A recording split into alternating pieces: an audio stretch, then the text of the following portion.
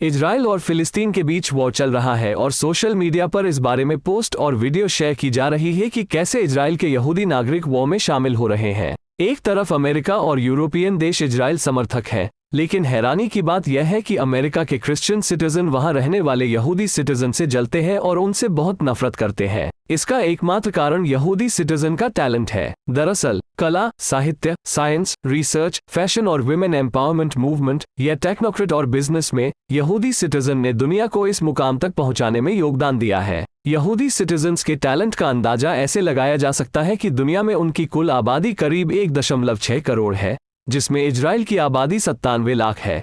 Israel के बाहर 57 लाख के आंकड़े के साथ अमेरिका में उनकी सबसे बड़ी आबादी है, यानी यूरोप और अन्य देशों में आबादी महज 5-7 लाख है। इतनी कम संख्या के बावजूद वे science, technology, entertainment, pharma, finance, fashion जैसे सभी फील्ड में टॉप पर हैं। हम शायद पिछले 75 सालों के ऐसे कंट्रीब्यूटर्स के नाम नहीं जानते हो, लेकिन एग्जाम्पल के लिए एल्बर्ट आइंस्टीन एक यहूदी थे। यूक्रेन के राष्ट्रपति ज़ेलेंस्की भी यहूदी हैं। अमेरिका की 32 करोड़ की आबादी में सिर्फ 57 लाख यहूदी सिटीजन्स के ओनरशिप वाली कंपनियों पर नजर डालने से पता चलता है कि ये लोग कितने क्रिएटिव और टैलेंटेड हैं। आप भी सोचेंगे कि अरे ये सब यहूदी हैं, तो आइए लिस्ट पर एक नजर डालते हैं। मीडिया एंड टेक्नोलॉजी, फेसबुक के जुकरबर्ग, शेरिल सैंडबर्ग, टेस्ला और एक्स के मालिक एलन मस्क, माइक्रोसॉफ्ट के स्टीव बाल्मर, गूगल के सगे बिन और लैरी पेज, ईबे कंपनी के जेफरी शोल, डेल कंपनी के माइकल डेल, ओरेकल के लैरी एलिसन, न्यूयॉर्क टाइम्स के एडोल्फ ओक्स, ये सब यहूदी है। फिल्म स्टूडियो,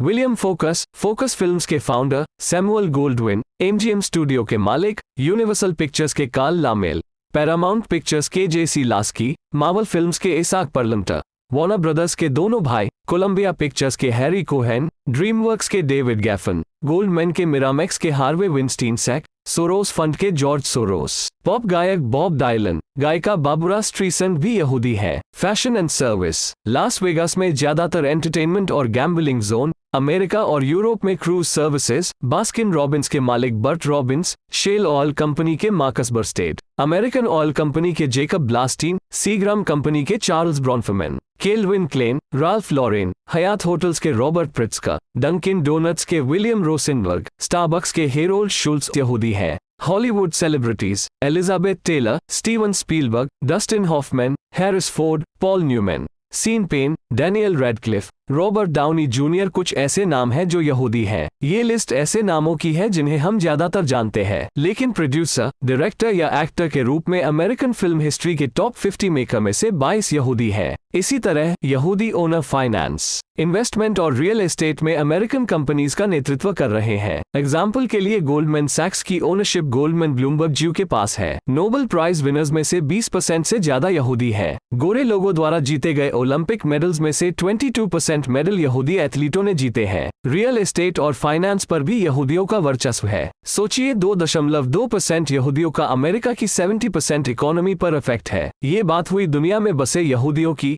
लेकिन इजराइल की आबादी मुश्किल से एक शहर के जितनी है, लेकिन ये साइंस, रिसर्च और एग्रीकल्चरल प्रैक्टिसेस में सबसे आगे है। हालांकि केवल 2.71% वाटर बॉडी है, लेकिन वे जो देश 35% पानी पैदा करते हैं उतना ही ये यहूदी अपने वहां कर लेते हैं। ड्रिप इरिगेशन सिस्टम के साथ साथ डेजर्ट गार्डनिंग का दुनिया को इंतजार है। पर कैपिटा इनकम $53,195 के साथ वर्ल्ड में 13वें स्थान पर है। यह एंटायर मिडिल ईस्ट और कुछ वेस्टर्न कंट्रीज से अधिक समृद्ध है। मिडिल ईस्ट में उनके पास बिलियनर्स की संख्या सबसे ज्यादा है।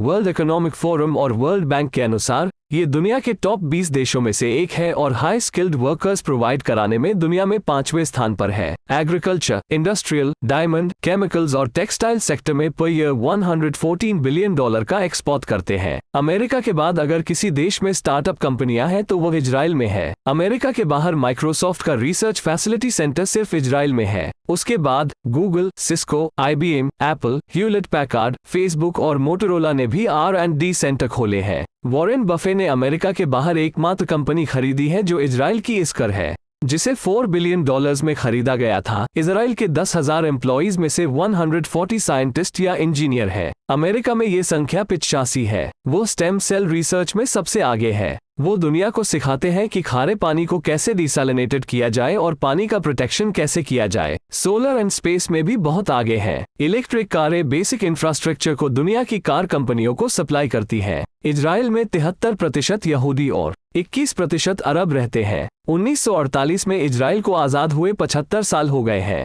इजराइल की एजुकेशन सिस्टम उसके ग्रेजुएट्स को रिसर्च में आगे बढ़ने की परमिशन देती है। इजराइल के सिटीजन देशभक्ति में भी आगे है। देशभक्ति को अपने सिलेबस में क्यों शामिल करें? हर सिटीजन जानता है कि हिटलर ने उनके पूर्वजों के साथ क्या किया जो उनकी प्रतिभा को बर्दाश्त नहीं कर सके। उनके छोटे से देश को उनकी जमीन से खत्म करना आसान है, लेकिन इतना छोटा देश जिस तरह से मॉडर्न वेपन्स बनाता है उसे देखकर वेस्टर्न कंट्री भी हैरान है। उनके जैसा टैंक तो अमेरिका भी नहीं बना सकता। मिसाइलों और हेलीकॉप्टरों का भी बोलबाला है। अमेरिका उसका दोस्त है और वो और ताकतवर हो गया है। हालांकि Iran, Iraq, Kuwait, Lebanon, Saudi Arabia, Syria, Yemen जैसे देश इजराइल के दुश्मन यानी फिलिस्तीन के मददगार हैं। इन देशों के आतंकवादी समूह भी इजराइल पर हमला करते हैं।